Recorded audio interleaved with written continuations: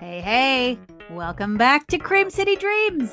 I'm your host, Megan Schultz, and this is season 8. Yes, season 8 of Cream City Dreams. This is the podcast that for 8 seasons has been bringing you conversations with incredible Milwaukee women who are doing incredible things in this city. They are leading, they are creating, they are connecting, they are gathering, they are building, and they are feeding us. Like today's guest. Listeners, I am so excited. I have been trying to get this woman on the podcast for so long, and I'm so excited that she is opening season 8, the season all about joy, because she is a real joy bringer to Milwaukee. I am talking about Dana Spandet of Flower Girl and Flame. If you know her, or if you have been to her restaurant in West Allis, or if you have seen her out and about because her mobile pizza ovens are ubiquitous in the summer in Milwaukee, then you know the joy that I am talking about. You know the way she is uplifting other women, other LGBTQ plus folks in our community to make sure that everyone has a seat at the table, which is why I am so excited that she is opening this season on joy, and also the first guest in Pride Month. Happy Pride Month to listeners out there. I hope you will share this episode widely. If you remember, I'm not on the socials this month. I'm taking a detox, and I could use your help spreading the word about these incredible women like Dana Spandet. So like, subscribe, sign up for my newsletter, and share this episode far and wide. All right, let's dive right into this delicious episode with Dana. Today on the podcast, I am so excited to welcome today's guest. I'm so honored that she is taking time out of her schedule because I know what a busy lady she is. Today, I'm joined by Dana Spandet.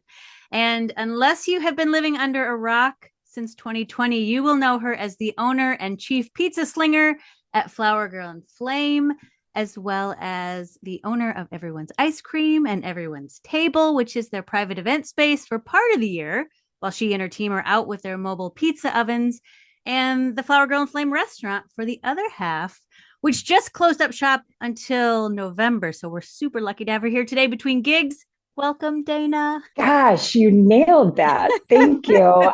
I'm so happy to be here. I'm really excited, and I love everything that you've been doing these days. Oh, So well, so thank thank you. Thanks you. for thinking of me. Absolutely. You don't know this, but you have been on my radar since we started this podcast. So I'm so happy. It took 8 seasons to get you here, but I'm happy you're here.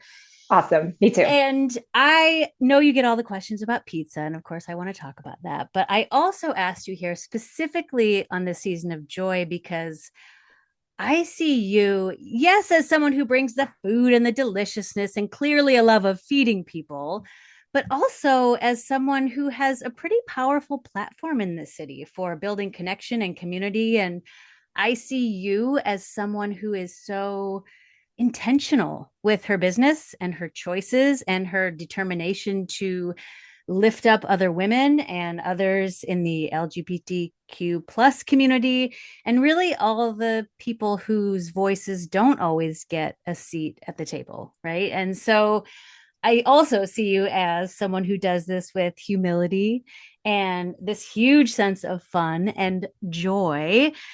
My first question really is, have you won the best place to work in Milwaukee? Because if you haven't, at least from what I see, I feel like you totally should. Oh, thanks for saying that. Gosh, we try so hard. And as a person who is just such a crusty, seasoned hospitality service worker for so long, it matters. It Mm. matters how we're treating our people and how we're presenting and just how mindful we are.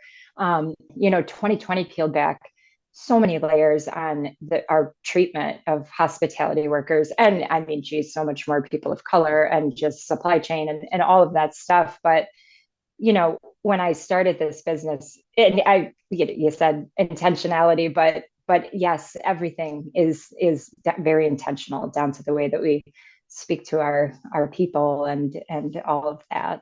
Yeah, yeah. Well, and I said the word humble, and I sort of I get the sense that you don't necessarily love all the attention and the accolades, but I wonder, like, does that feel, was I guess maybe the question is more like when you started, was it about the pizza or was it about all the other stuff that you You can do know, with this platform? we've always kind of said it was never about pizza. At the time, that was, I think, what the market was missing was just this mobile, rustic, sustainable, chic, inclusive kind of, firebomb to come out onto the scene. But it was never about pizza for us. And again, we came out at such a beautiful time in Mm. 2020, and everyone is like, "Oh my God, that's what a scary time." But what a beautiful time to come out with these intentions and say, hey, this is who we are, this is what we're going to do, this is what, in my opinion, everyone kind of needs right now is to see someone stand up and say, this is what we can do in the industry, this is how we can make hospitality a little bit different and just make everybody feel something. Yes, yes. Oh, I love that. I love that so much. Well, and I was reading, so Lori Frederick, who shout out to Lori, she was a guest back on season 3. Shout out to Lori always. She is awesome. Yeah. You were part of her Women in Food series back in October of last year, and I'm going to link to that so that everybody can read that because it's a great article. It was a eye-opening article for me. I don't know that I knew your story or your backstory, and so you She were, definitely got the scoop on that one yeah. for sure. Yeah, for whoever read it. Yeah. So you were a wild child, eh? Oh my God. Yes. Yes. And, and that's kind of the other part of this business is just, I was such a rat and a weasel and just, I was very self-serving for a very long time. And, this business has just been our cosmic karma, a way to kind of give back to the universe, to the environment, to, just our personal community that's really just taken such good care of us for so long. Yeah. Well, and she talked about, or you talked about, I should say, in that article, not really having a whole lot of direction in high school, like your senior year.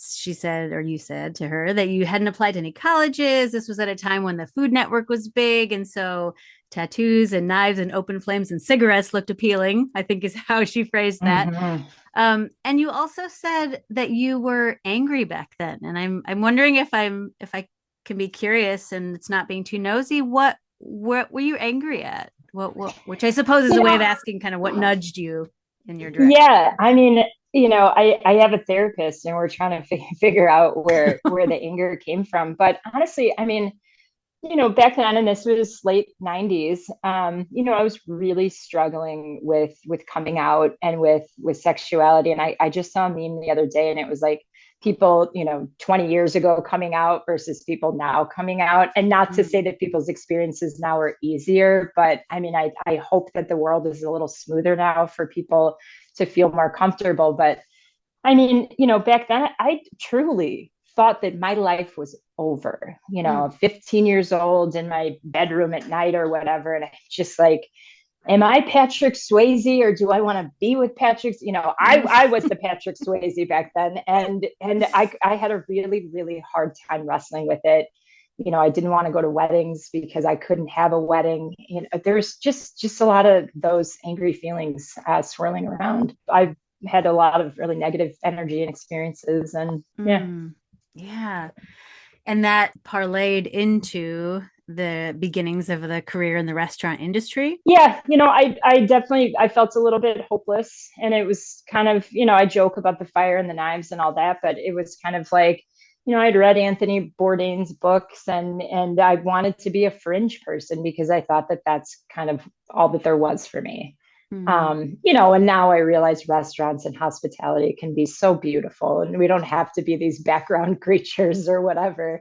But yeah, I mean, that was really a mindset for me once upon a time. And that took you to Chicago first, right after high school, or were you here, or did you grow up in Milwaukee? No, I've been in Milwaukee about 25 years now. I grew up northern suburbs of Chicago, Gurney Mills, Great America area. Okay. And then kind of fled to Chicago right after high school and let that big old city swallow me up. And then I came home, with my tails between my legs and found Milwaukee, and Milwaukee was just cheers, just this big little city. And I absolutely fell in love, never left. Mm, mm. And is that you met your wife here or in Chicago? Here. Okay. Yeah. It was ladies' night at Petrucci's. Nice. So yeah. Never forget. Ooh, What R.I.P. yeah, I was gonna say, which is now, is that I don't know. Veer It North? sat Is for that a what that while. is? Yeah, maybe. We did a photo shoot over there when they were tearing it down. Just, Oh, yeah. to say goodbye. Hmm. Yeah. Yeah, I moved here in my 30s beyond the single scene, so I don't know the bar scene as much in Milwaukee.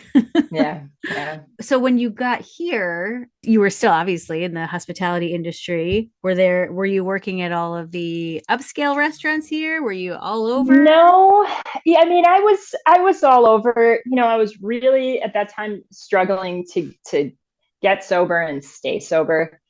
So I burned my way through every kitchen in Milwaukee in Mm. a big way, memorable way. I've since burned my way back and made amends and all of that. But I was a sous chef at a restaurant working 8 a.m. to 10 p.m. And then I was working at the Jimmy John's over on Brady Street from 10 p.m. to 4 a.m. Just to, I had to stay out of trouble. I needed my hands to stay busy. So, and that didn't stick. But I finally got Yeah. sober in 2013, Okay. and I went to the Milwaukee School of Engineering. Just they didn't have a bar there. There wasn't, it was just a place to kind of get myself right and throw myself into catering at a large scale. Yeah. But it was a safe space for me as Yeah. well. What was it, do you think, in 2013 that what flip switched, or was there? We talk about that a lot. I had had enough, and I was finally with the partner who I wanted to be with for the rest of my life. And that wasn't going to happen the way that I was living. And, I've always wanted children. I always wanted to be a mom, but that wasn't, a mom that would show up or one that I could be proud of. So it was time, I guess. Yeah. Yeah. So you work your way then back into the graces of Milwaukee's kitchen, and Yes. then you sort of alluded to this before, but 2020 comes and we're right in the middle of a pandemic and George Floyd and the uprisings and all the things that summer. Yeah, talk about that. I had spent my career at that point, and I say this all the time, but making fancy food for rich white people. And, it was a good living, an honorable living, a noble living. But after everything that happened in 2020, it wasn't enough emotionally Mm-hmm. for me. It wasn't moving any needles. It wasn't making the spaces in the community around me any better for me being there. And at 2020 showed us that we needed people to stand up and to step up and put our shoulders back and stand proud and say, hey, what can we do? Let's roll our goddamn sleeves up and Mm-hmm. just do something. Mm-hmm. So, the last 5 years have just been kind of surrounding myself and ourselves with people that do stuff. And people like you. I mean, really, people Mm-hmm. that are just connecting, and we're working towards something. Yeah. So, I mean, this podcast is about Milwaukee women who are living their dream, and I'm always Sure, so curious sure. about the night before the dream goes big. Like just that. Yeah, yeah. So, it was kind of okay, what can I do? And I finally came to this, all right, let's do pizza. And I researched the crap out of pizza trailers, and I really thought, can I do this kind of by myself or with a very small, I don't know if you've seen how deep we roll these days, but Mm, there's a lot of us around. Takes a lot to do what we do. Um, and it ended up settling on what we have now, Rosie, our big monster wood fired oven. And we did our very absolute first event at Story Hill Firehouse. mm.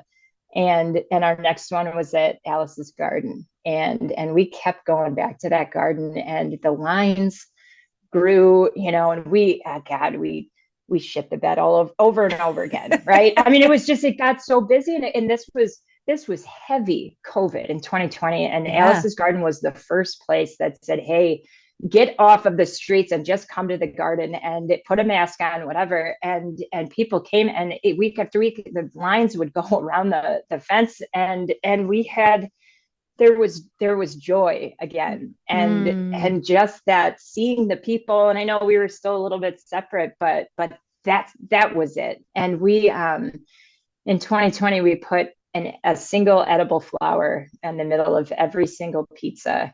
And it was a woman grown edible flower, and they came from Baby Mama Botanicals and Alice's Garden. And the goal there was that when you open that box of pizza and you see that edible flower, it just invokes a smile and, thoughts of summer.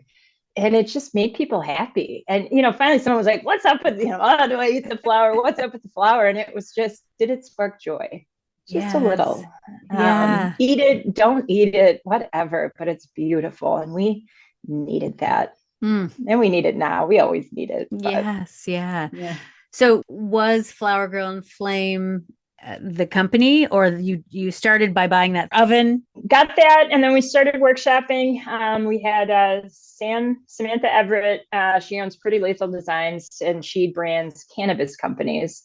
But she took a chance on us and did all of our beautiful brand kits and all of that. And I started driving around the city, just kind of looking for spots that would be good. And, I wanted green space, and a flat roof was important because we've got the beehives up top, and settled on our little spot in West Dallas. And we'll got some really exciting news. Well, I guess people are actually going to listen to this, so we're expanding a little bit. That's all I can say. Yay! That's all I can say. But we've got some super exciting expansion news. Coming soon. Yeah. Fun. Yeah. I'm just imagining, like, were you sitting around a little table and somebody goes, I've got this great name. It's Flower Girl and Flame. Like, ding, ding, ding, ding, ding. It was, at the time, my son was 3 months old.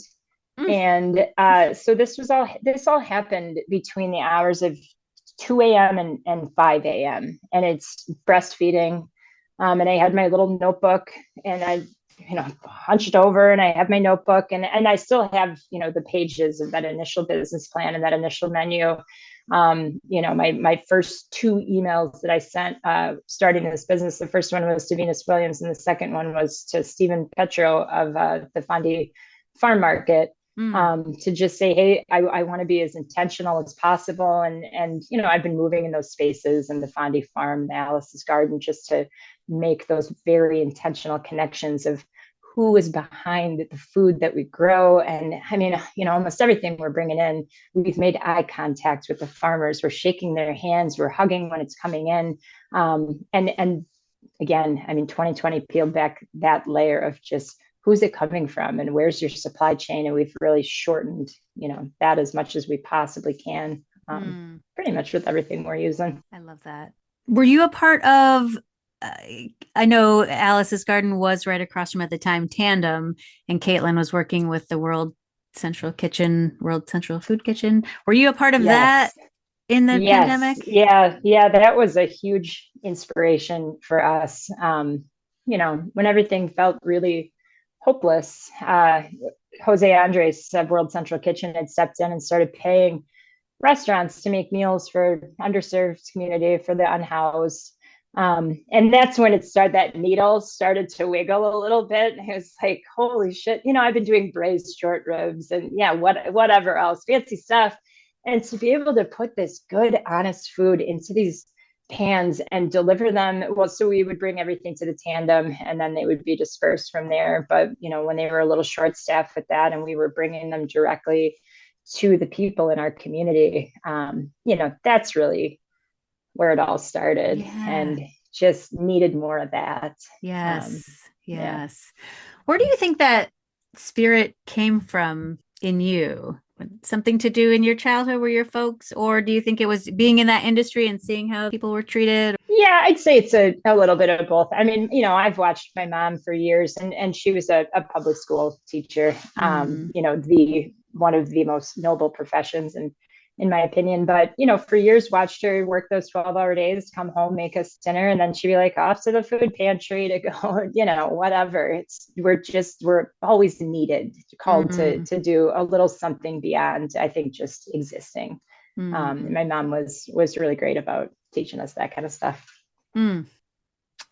One of the things I always say, at least from my vantage point with the women that I've interviewed, is that Milwaukee is so friendly and there's so much collaboration and women want to lift each other up and support each other.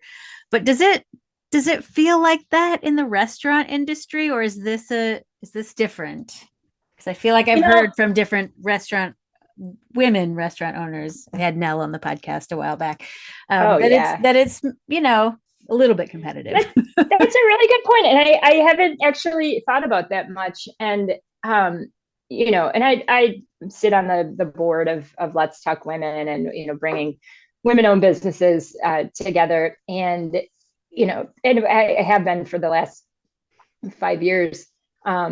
The collaboration that I've seen out of the women businesses, it's unmatched in our community. And I don't know if that just started or if I'm just starting to notice or what, but I mean, we're awesome. We've been really the sense of community that I've gotten from the women-owned restaurants around me has been so vital for this business, just for us to keep going, to keep bouncing resources off of each other, to celebrate our successes together.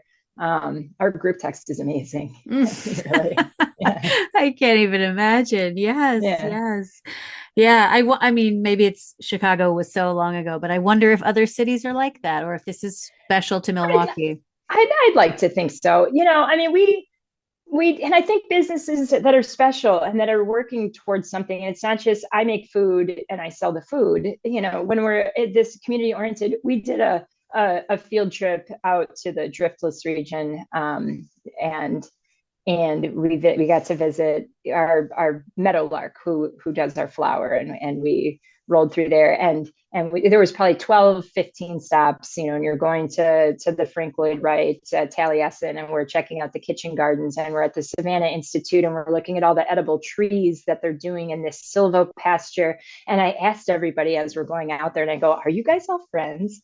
Do you guys all hang out together and collaborate? And of course they do, because they're all cool as shit, Yeah. I mean, and we're so, and my big goal is to just keep finding the people that we can, who else wants to come and hang out and do all this awesome stuff with us, and just, grow stuff and make things better. Yeah. Yes. So speaking of growing stuff, on the roof in West Allis is where your bees are? Yeah. Wow. Do you grow other stuff up there? We don't grow so it's like a black tar roof, so it's super hot. The very first year I grew stuff up there, but getting water up and stuff, it was a big pain. But we've got between myself and my business partner and at the shop, we've got a massive amount of growing space. We're growing a lot of our own stuff, and we've got some hydroponic growing that we do. So. Okay. And the bees make the honey that go on all of the crusts, yes. Right? Yes. And now maybe in stores. Did I hear this? Are you in stores now? Yeah. We're in Meyer, and we're heading into Roundy's Pick and Save Metro. Wow. Yeah. That's awesome. Just locally or in the Midwest? Local Wisconsin for now. We'll see what we can keep up with. We like to say, this is very unofficial, but I'm saying, move over, Mike's. There's a new hot girl in town. I don't know how Mike's is going to feel about it, but I think they'll be fine. So. I love it. Well, so this season is all about joy. And as I've said, I see you as somebody who's bringing so much joy to Milwaukee. And I'm curious if this season right now feels joyful to you, and, what is bringing you the most joy? It feels like these days our joy has become a radical act. Queer joy, the joy of women. It just seems like we've got to kind of stay in a box. And you did mention that I was a bit of a wild child in my youth, and so anything that we're going to label a radical act, I am here for. So I will be joyful whether it suits it or not. We've had a little bit of a I think you alluded to, we've had a little bit of a rough start to our season. We had an injury and it's kind of toppled everything over on its head. But to remain joyful through it all, I think is our biggest challenge and opportunity. We did a dinner over the weekend, and it was well, you're not on social media, so maybe you didn't hear about it, but it ended up being this 22 course, no rules dinner. And we did it with two other women owned businesses. And normally, we do these dinners and they're a little bit stressful, and the timing, and you have to be just so, and it kind of, and I love doing it, but also at the end of it, I'm like, God, is it worth it for just all that? And this was one of those, it was pure joy, and it was so needed for all of us. And I loved it. There's more where that came from too. Oh, good. Because I didn't get ticket. Yeah. I saw it. I did see it. And I was like, damn it, I wanted tickets to this. I was calling all of my friends at midnight on the way home. They were sleeping. It was terrible. I was leaving with these long voicemails like, I am high. I'm not high. I'm high on the night. Yes. It was amazing. And it just, brings back to the people that you surround yourself with, the doers and the people that are just brimming with enthusiasm and creativity and passion. That's a life. That's a life. Yes. So it was the concept was there are no rules. I think I read dessert. The dessert course went first, like no. Yeah, first course was a Choco Taco, rolled into a sound bell with an intentional manifestation, which I very recently I started leaning in, to moon water and all of that stuff, because there's something for everyone. It doesn't work for you, try something else. I mean, Yes. And you made something that was, what was it? Something that was edible, like your plate was edible or the cup was edible or something? What did you make? There was so much. Okay. It was so cool. There was conga lines, the Macarena. I don't know. My gosh. Please send me an invite to the next one. Yes, you have to be there. Yeah. Yes. On those days that you wake up and you might not be feeling as joyful, you said you're getting into some rituals and moon water and whatnot, but are there small rituals that you are finding yourself doing on the daily, or when things are stressful? Or well, I've got a pretty beefy morning routine these days, because I have to, and I owe it to myself, but my team and my family, to show up as a leader and to show up in the best way possible. And that doesn't mean I always do. I mean, truly, I'm a human being / monster, but human monster. But the second my eyes first open, I mean, first and foremost, I have to remember I'm an alcoholic. Let's not mess that up today. And the next thing is I do some meditations in the morning just to center myself and balance. It takes 7 minutes. And then I have my coffee. I've been drinking the same smoothie every morning for about the last 6 years. There's protein and greens. I switch it out with some seeds and stuff like that, but the smoothie. And then I do a walk in Washington Park. After I take the kids and all that, like a 2 mile, and I've been doing it. I've been trying to go almost every day, but the season started, it's a little wild, but just watching that park change in nature over the last 365 days has been so inspiring to me. I went to this Native American Ojibwe dinner by Chef Bryce Stevenson at Odd Duck, and he had put all of this stuff in front of us, these foraged baby pine cones that he turned into a jam and spruce tips. So I've been trying to work my way through. I know you're not supposed to take stuff out of the park, so it's just been little baby increments. But anyways, I've been trying to. So I have a basement filled with spruce tips and little pine cones and things like that, and I've been just creating with it. And the hyper localness, it's very exciting. So you'll see some Washington Park hyperlocal stuff showing up on some pizzas coming up pretty soon. Nice. That's so cool. In my head, it would be like, you're so busy, you probably don't have time for a 2 mile walk, but that you make time for that. It's taken 5 years to try to figure out what's going to serve me best and what to make time for and what I can push off. And these are kind of have become the essentials for me. And even picking little sticks and berries off of trees, that I don't have a ton of time for that, but it's it's making me feel it in my joy, to just create and figure out and kind of honor these really old traditions of foraging and preserving. Yeah, Yes. it's been a good year for that. So cool. And do you have a meditation app that you use, or do you just sit quietly for I 7 minutes? I want to say no. So, I Oh, have my little tattered book that I read. No, it's an app. It's called Insight Timer. It's yeah. free, and I've been doing it at night to my sleep hygiene has changed dramatically over the past couple months.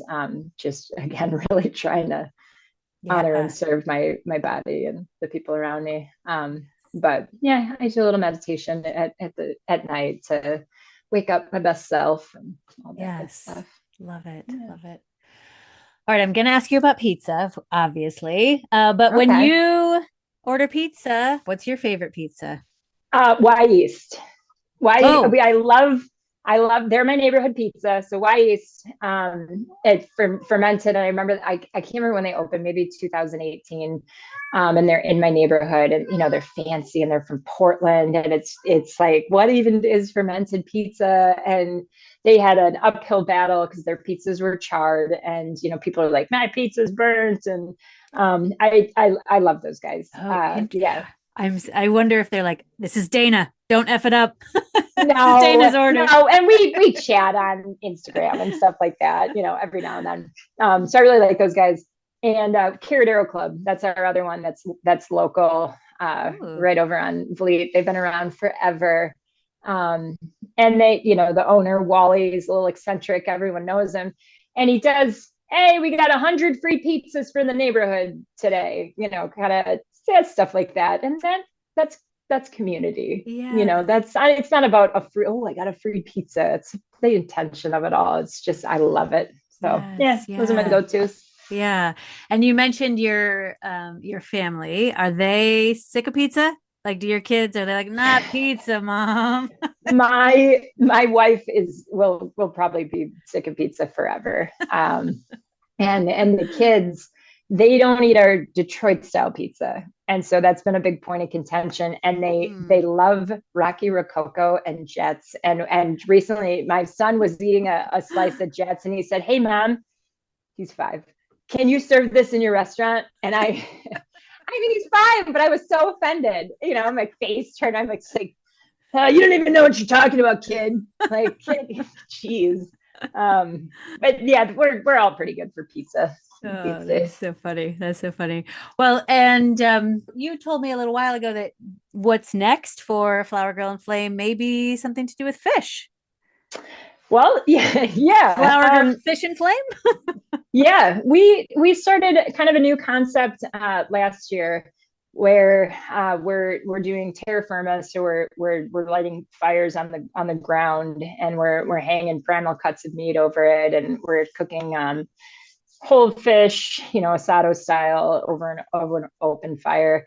And we made a connection with Adra at Alaska Fresh Salmon, who's local, and she's driving fish, or she's making the trek back and forth between Milwaukee and Alaska, and she had nominated me to go on a all expenses paid trip to Alaska through the Copper River Salmon Fishing Association. And so next week I'll be headed out there for 5 days of open fire cooking and fishing and just Wow. ecotourism, and I'm just so excited. That is awesome. So, is Yeah. that something that when you come back from that, you'll incorporate that more into these even during the summer, or is this more of like an experimental thing when the restaurant opens back up? Oh, well, you'll be seeing it for Okay. sure. Yeah, Okay. yeah. We've got quite a few things cooking that we're excited to share more soon. Yeah. Okay. So Yeah. if my next question was what's next for Flower Girl and Flame, it should just be stay tuned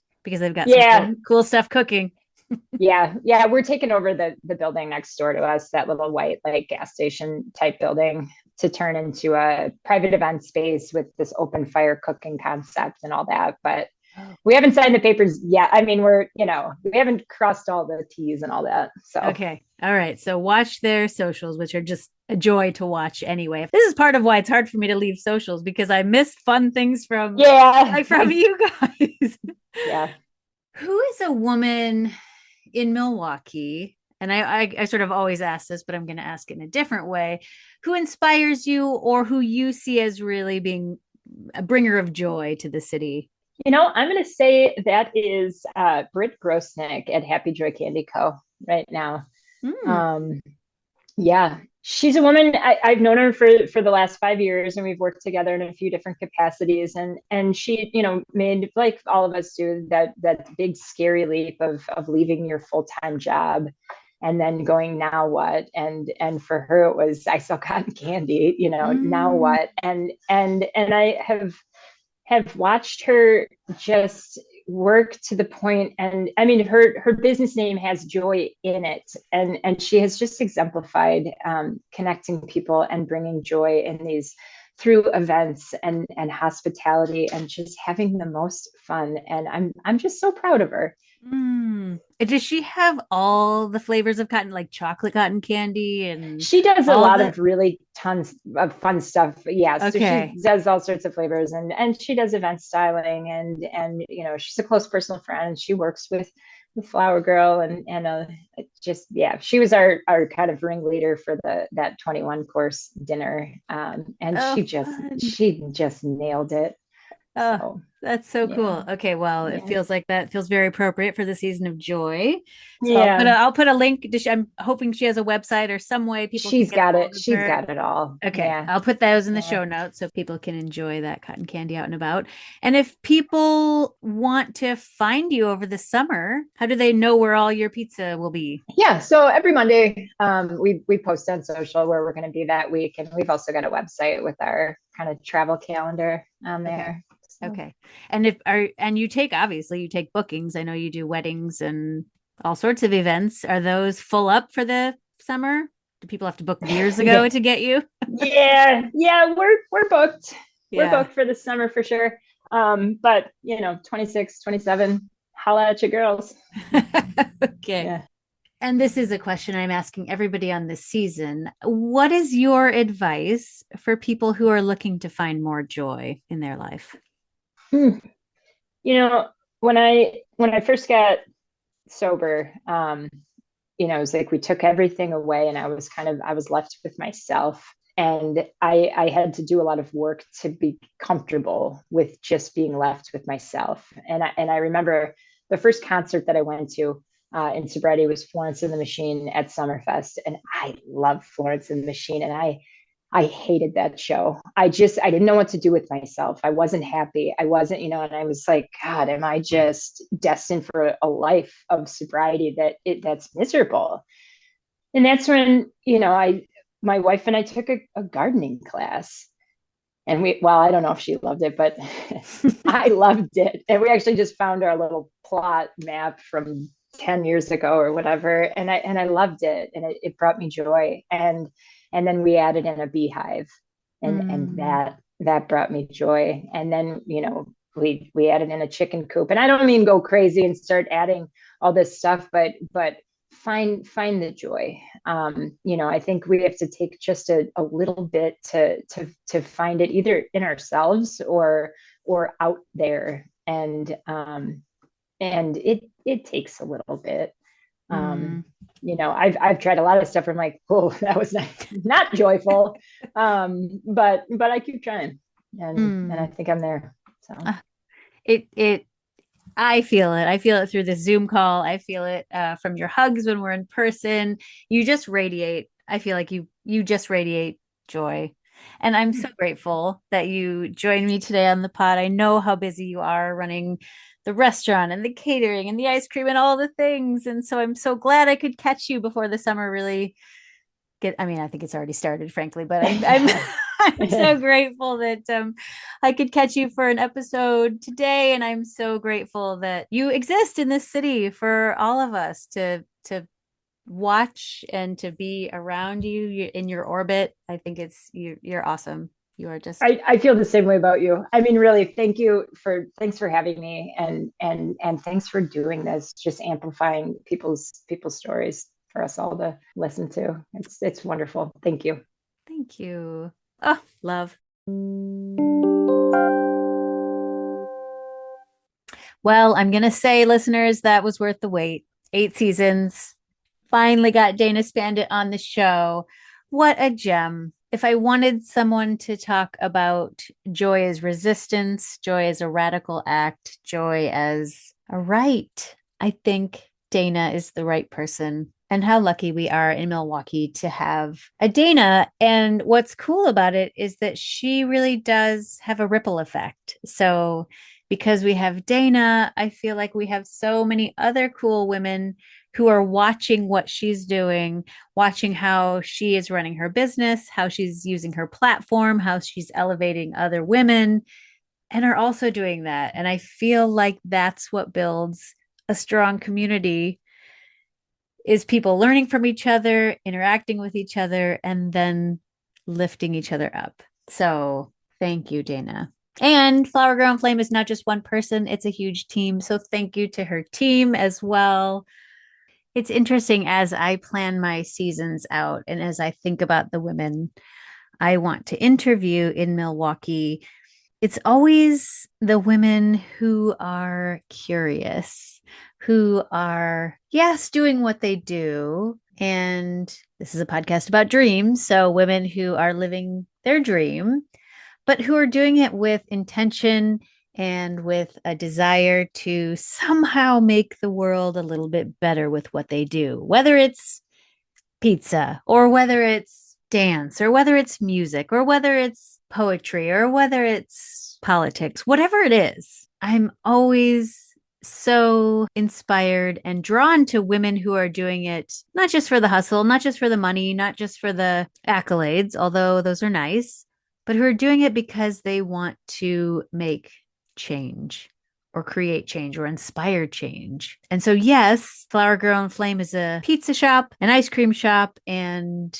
an event space. And they are a business trying to do things differently, to shake things up in the industry and showing us that you can run a business and do good for the world at the same time. And maybe this is just my bias, but shouldn't we all be trying to make the world a better place, even if it's just for one other person? I think so. All right, I will put all of the ways you can reach Flower Girl and Flame, how you can find them on the socials, and how you can make them a part of your summer plans. I have a friend who owns Scout Wine Bar in Shorewood, and I know they're coming there a few times this summer, so I'll be there, and hopefully we'll catch them elsewhere this summer. And if you're thinking of an event in 2026 or beyond, and you need some catering, don't forget about Dana and her team. Remember, I am not on socials this month, so if you enjoyed this episode, would you share it with somebody? Send them a link on whatever platform you listen to your podcasts, or better yet, sign up for my newsletter and make sure your friends are subscribed too, because we are meeting in person next Monday, June 9th. And newsletter subscribers get the details. I'll be planting myself in a cafe with Tekla Brumder Ross, who hosted the May series on attention. And we're going to catch up and see how we're doing offline. I'll be back on Friday too to share how the social media detox is going. Every Friday in June, tune in for the Cream City Digests. And next week, I'll be back with another incredible Milwaukee woman, Carlise Kelly, owner and founder of Panadanza Dance Company. You can find her on Mondays this summer at the Delaware House if you want to get your groove on. I'll be there for as many of them as I can be. Find out more next week. And until then, Milwaukee, keep on dreaming.